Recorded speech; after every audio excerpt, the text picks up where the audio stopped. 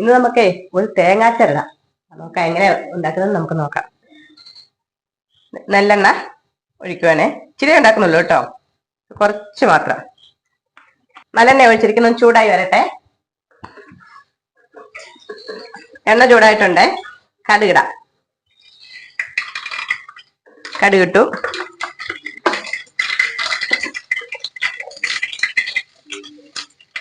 ഇനി ഇച്ചിരി ഉലുവ കുറച്ച് മാത്രം മതിയേ. തീ കുറച്ച് വെക്കുവാണേ.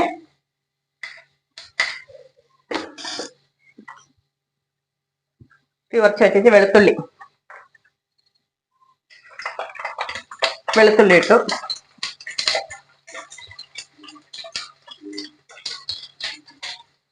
ഇനി 2-3 വത്തൽമുളക് മുറിച്ച് വെച്ചിട്ടുണ്ട്, അതും ഇടുക.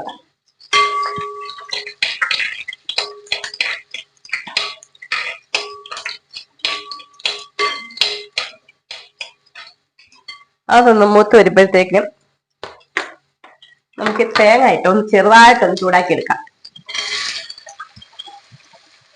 തേങ്ങ ഒത്തിരി മൂത്ത് പോകാത്ത തേങ്ങയായി കേട്ടോ. ഒരു കുല തേങ്ങ ഒടിഞ്ഞു വീണതല്ലേ. പിഞ്ചു തേങ്ങയാ, കരിക്ക്. തീരെ കരിക്കുമല്ല, ഒത്തിരി മൂത്തതുമല്ലാത്ത തേങ്ങയാണ് ഞാൻ എടുത്തിരിക്കുന്നത്. അത് ചെറുതായിട്ട് അരിഞ്ഞ്, ഒത്തിരി ചെറുതാക്കി കഴിഞ്ഞത് കണ്ടോ അതിൻ്റെ ഒരു വലിപ്പം. ഒന്ന് ചെറുതായിട്ട് അരിഞ്ഞ് ചെറുതായിട്ടൊന്ന് ചൂടാക്കി ഒന്ന് വലിയൊരു വെള്ളം പറ്റിച്ചിങ്ങെടുക്കണം, അല്ലെ പെട്ടെന്ന് കേടാകുവേ.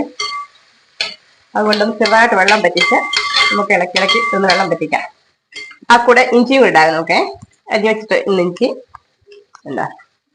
ഇഞ്ചിയും കൂടെ ഇട്ടു. ഇതെല്ലാം കൂടെ ഒന്ന് വെള്ളം പറ്റി വന്നിട്ട് വേണം നമുക്ക് അരപ്പ് ചേർക്കാൻ. നമുക്കൊന്ന് ഇളക്കിത് കണ്ടോ, വെള്ളം പറ്റി വരുന്നുണ്ടേ. വെള്ളമൊക്കെ പറ്റി വരുന്നുണ്ട്. ഒത്തിരി ഉണങ്ങിപ്പോകില്ല. ഉണങ്ങിപ്പോകാതെ തന്നെ നമുക്കിത് കൂട്ടുകളൊക്കെ ചേർക്കാം. പൊടി ഇളക്കിയിടുകയാണേ. ആദ്യം മഞ്ഞപ്പൊടി, പിന്നെ അച്ചാർ പൊടിയാണ് ഇടുന്നത്. അങ്ങനെ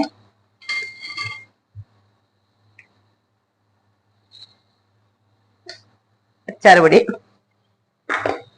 ഒരു കുറച്ച് മുളക് പൊടി, കാശ്മീരി മുളക് പൊടിയാണ് ചേർക്കുന്നേ. കൊഴുപ്പ് കിട്ടാൻ, ഒരു ഗ്രേവിയൊക്കെ വേണ്ടേ, അതിന് വേണ്ടിയിട്ട്. ഒന്ന് പൊടിയെല്ലാം ഒന്ന് ചൂടായി വരട്ടെ.